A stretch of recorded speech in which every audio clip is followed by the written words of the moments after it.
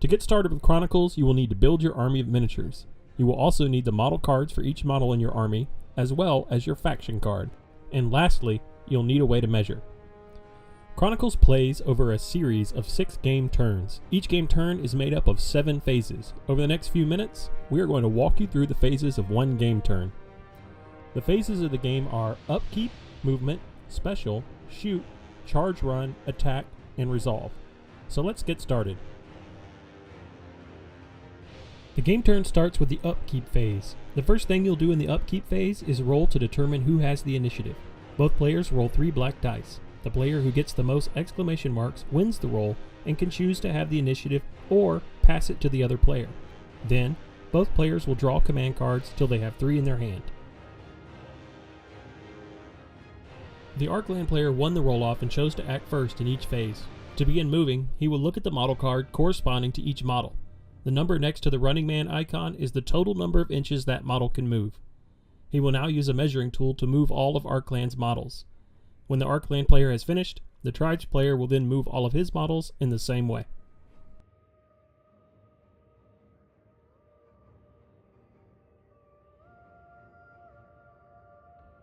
During the special phase, players can decide to cast spells or interact with objectives. The Arcland player acts first, choosing to cast a spell with his paladin. He looks at the back of the paladin's card and selects the spell Holy Strength. The spell tells him he has to roll a black die, and if he rolls a skull, the paladin loses a wound. Now, the Tribes player can cast spells. His bear shaman has a spell to transform into a werebear. It is wild magic, so the Tribes player must roll a black die. As long as he doesn't roll a double skull, he will succeed. Successful, he replaces the bear shaman with a werebear model.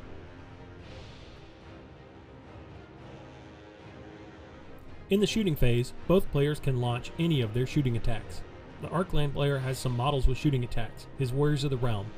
On their card, he can see their range is 6 inches.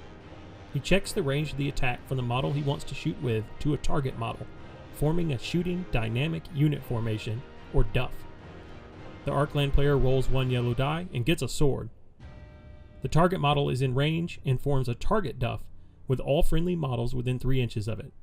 The Tribes player now chooses his shooting response, deciding to hold steady. Therefore, he takes a wound and assigns it to a Tribe warrior. Since Tribe warriors only have 1 wound, he must remove the Tribe warrior.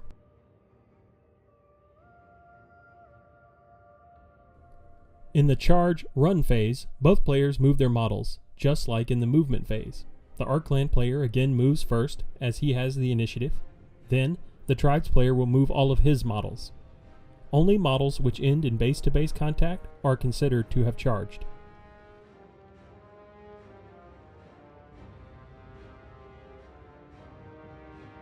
In the attack phase, the players will now resolve all melee combats on the table, one at a time.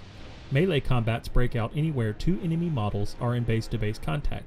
Models within 2 inches of them get drawn into that combat. Further, if 2 or more melee combats have overlapping models, they combine into one larger melee combat. Since the Arcland player is acting first, he gets to choose which melee combat to resolve first. Now, both players need to determine what dice they need to roll. Look at the corresponding model card for each model in the combat. The number and color of dice that each model will roll is listed on the card. The Tribes player has 1 warrior in this combat, thus getting 1 yellow die. He also has a bear shaman who receives 1 orange and 1 white die. Likewise, the Arcland player has a warrior of the realm and scout cavalry in this fight.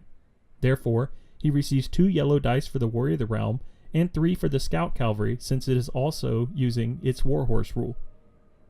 Lastly, the Tribes player notes that his bear shaman is currently in werebear form and receives 2 bonus orange dice from that spell due to the wild meter. To make it even more interesting, the Tribes player now chooses to play a command card called Commune with Nature, increasing the wild meter by 1. Now, the werebear receives 1 additional orange die. Both players now pick up their pile of dice and roll them. They then separate the symbols into piles so that they are easy to see. Both players must now select their resolve based on the number of shields they rolled. The Tribes player rolled 2, and the Arcland player rolled none. To select resolve, the Tribes player looks at his resolve meter on his faction card. He may select either the 1 or 2 option because he rolled 2 shields. He chooses the first option, allowing him to increase the wild meter by 1. Because he selected an option less than the number of shields he rolled, he gets to roll 1 blue die for the difference. He rolls a shield, meaning he gets to ignore 1 wound caused by the Arcland player. Resolve has been chosen, and the shields are removed. The last step is wound allocation. Starting with skulls, the Arcland player has done 1 critical wound to the tribe's player. The tribe's player chooses to assign it to the tribe warrior and removes it. Next, the Arcland player has done 1 sword or non-critical wound. The tribe's player must assign it to his werebear since it is the only model left. Werebears have the resilience rule, and the tribe's player checks to see if the werebear is in range of terrain. It is, so the werebear has 1 armor, thus absorbing the wound. Lastly, the tribe's player has done 2 swords to the Arcland player. The Arcland player chooses to assign both to the Warrior of the Realm. Since the Warrior of the Realm has 1 armor and 1 wound, it is removed as it takes 2 swords to kill it. Because both players killed 1 model, the melee combat is a tie and there is no morale test. The combat is now over. Now, they resolve the next combat. They see that because there are lots of base-to-base models and overlaps, the next combat is all one big melee combat. Using the same process as before, they get dice for each model in the combat. They roll the dice and separate the results into piles. They both then select resolve choices, starting with the tribe's player.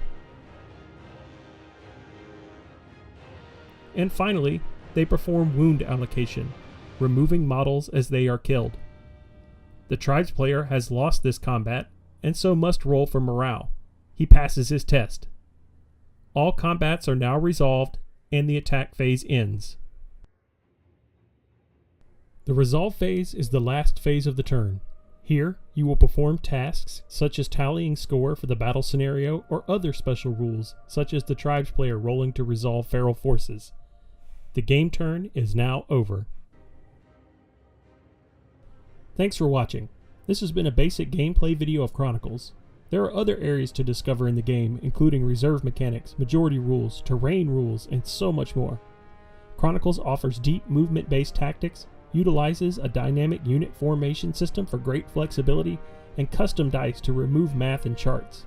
We hope you enjoy it, and we will see you at a game store soon.